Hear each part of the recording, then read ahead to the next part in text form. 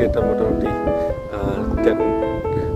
10 minutes, I think 12 minutes এর মতো walk করতে হয়। এটা হচ্ছে নামাজ শেষ করে চলে এসেছি। আবার এসে দেখি যে এখানে যেই গাড়িগুলো এখানে পার্কে ছিল সেগুলোকে আমাদের আগে বের করে ফেলছে। প্রায় 100 কার এখন লাইনে আছে, তো ওদের ওখানে লাইনে বসে দেখাচ্ছে বাতাস জেন্টাল ব্রিজের মতো মিডিয়াম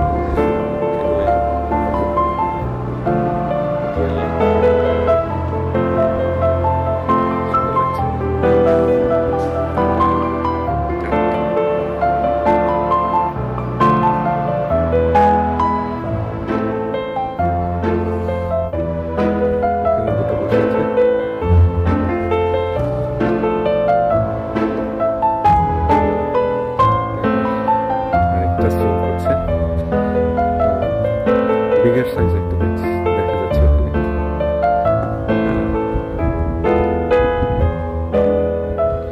কায়াক বলে মনে হয় এগুলো টপ ওখানে। আর এই যে এখানে অফিসের মতো একটা আছে বিল্ডিং,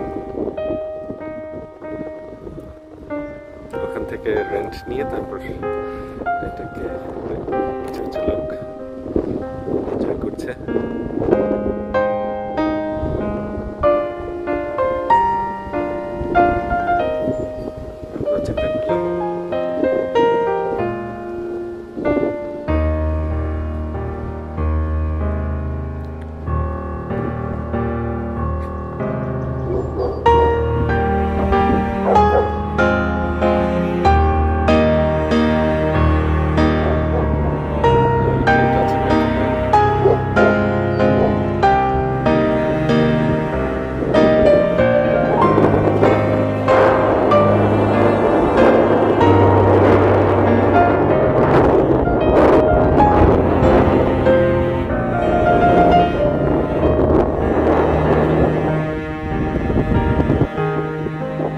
বাতাসের জন্য যে গাছের পাতাগুলো নড়ছে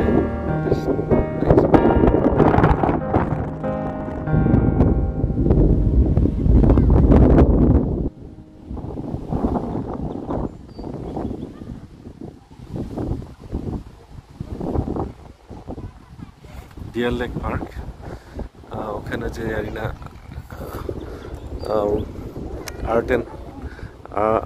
আর্ট ক্লাস করতো সেটা হচ্ছে এই গাছগুলোর ওই পাশেই শ্যানগোল্ড আর্ট সেন্টার।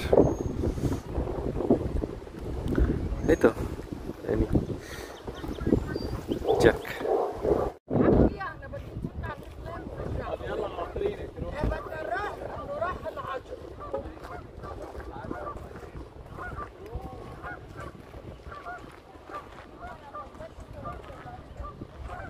ওইখান থেকে মেট্রো ট্রেন দেখা যাচ্ছে।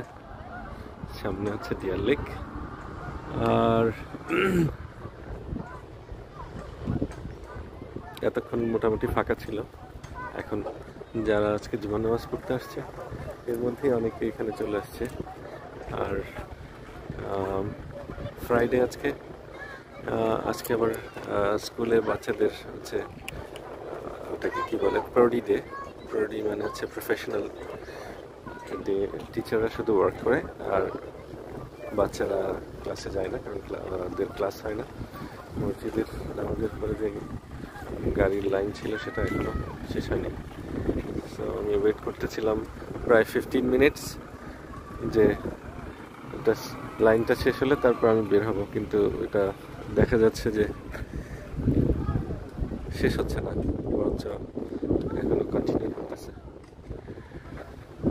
গাছের পাতা বাতাসে উঠছে, নট উঠছে, বাতাসে নড়ছে, এটা খুব সুন্দর লাগছে। মাশাআল্লাহ, লেকটার সামনে আছে, বেশ ভালো লাগছে। বাচ্চারা এখানে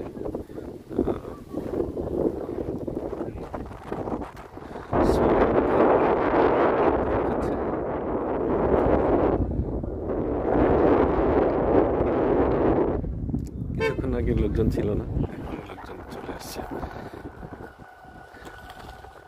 যে কোনো জায়গায় যদি লোক থাকে তাহলে সেটা জমজমাট মনে হয়। আর খালি থাকলে যত সুন্দরই থাকুক, জায়গাটার মধ্যে প্রাণ থাকে না।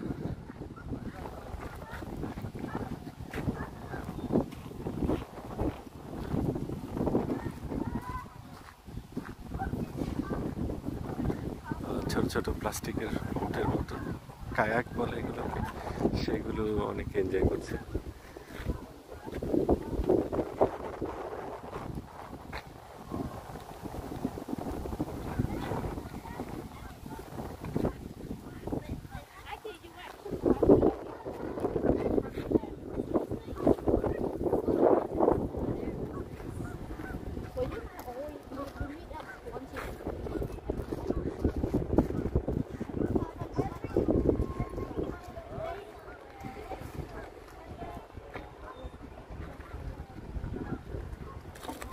এটা হচ্ছে পার্কিং, ডিয়ার লেকের সামনে পার্কিং। আর সামনের বিল্ডিংটা যেখান থেকে লোকজন ড্রেস চেঞ্জ করে, তারপর কায়াকগুলোকে রেন্ট নেয়, এই আর কি। এনিওয়ে, দেখা যাক। আমাদের বাসা যাওয়ার আগে একটু স্টেপলসে যেতে হবে, কিছু সাপ্লাই দরকার আছে স্কুলের। এবার আর্ট অ্যান্ড ডিজাইনিং এর কিছু সাপ্লাই লাগবে।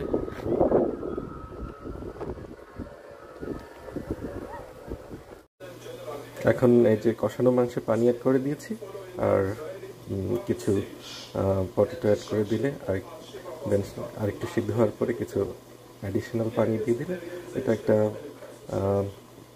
বিফ আলুর একটা ঝোল হয়ে যাবে। এটা কারণ হচ্ছে একটু ভ্যারিয়েশন না করে দিলে খেতে চায় না। হ্যাঁ, যাই হোক, ইনশাল্লাহ। আমাদের প্রাত্যহিক জীবনে খাবার হচ্ছে একটা গুরুত্বপূর্ণ ব্যাপার। ডেইলি আমরা অ্যাটলিস্ট 3 বেলা তো খাবার খাই, সকালের নাস্তা, দুপুরে খাবার এবং রাতের খাবার। সেক্ষেত্রে বাচ্চাদের ক্ষেত্রে ওরা কিন্তু খাবার নিয়ে খুব আগ্রহী থাকে না অনেক সময়। কারণ হচ্ছে খাবারটা মজা হলো কিনা, খাবারটা ওদের পছন্দ হলো কিনা। তো সেই দিক থেকেই মানে সপ্তাহে প্রতিদিন একই রকম খাবার হবে কিনা, খাবারের ভিন্নতা থাকতে হবে। তো সপ্তাহে 2 দিন চিকেন খেলে, একদিন মাছ খেলে, একদিন ভেজিটেবল, আরেকদিন বিফ অথবা সামথিং এলস। তো সেই থেকেই আজকে স্কুল থেকে পিক করে নিয়ে আসার সময় বিফ নিয়ে আসছি, যেটা ফ্রিজে না রেখে সরাসরি রান্নাতে বসিয়ে দিলাম। এখন কষানো হয়ে গেছে, তার মধ্যে একটু পানি অ্যাড করে দিয়েছি যা একটু সিদ্ধ হওয়ার জন্যে। এটা হবে বিফ, এর সাথে আমি কিছু আলু অ্যাড করবো, তাহলে বিফ আলুর ঝোল। এই ঝোল তরকারিটা হ্যাঁ সবসময় না হলে মাঝে মধ্যে ইন্টারেস্টিং লাগে। আর সেদ্ধ চালের ভাত, এটা রান্না হয়ে গেছে অলরেডি। আর বিফ আলুর ঝোলটা রান্না হচ্ছে। তো এই আর কি, আমি এখন কিছু আলু অ্যাড করে দিচ্ছি।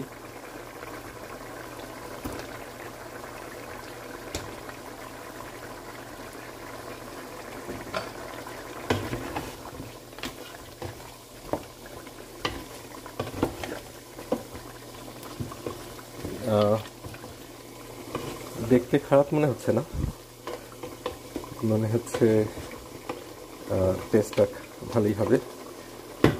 মাঝে মধ্যে আমরা খিচুড়ির সাথে গরুর গোশতের ঝোল সেটা পছন্দ করি। তো আজকে ভাতের সাথে আমরা গরুর গোশত আলু ঝোল, এটাই আমাদের দুপুরের খাবার হবে ইনশাআল্লাহ। বাচ্চাদেরও ভ্যারিয়েশন একটু পছন্দ, সেই জন্যে দেখা যাক, ইনশাআল্লাহ এনজয় করবো।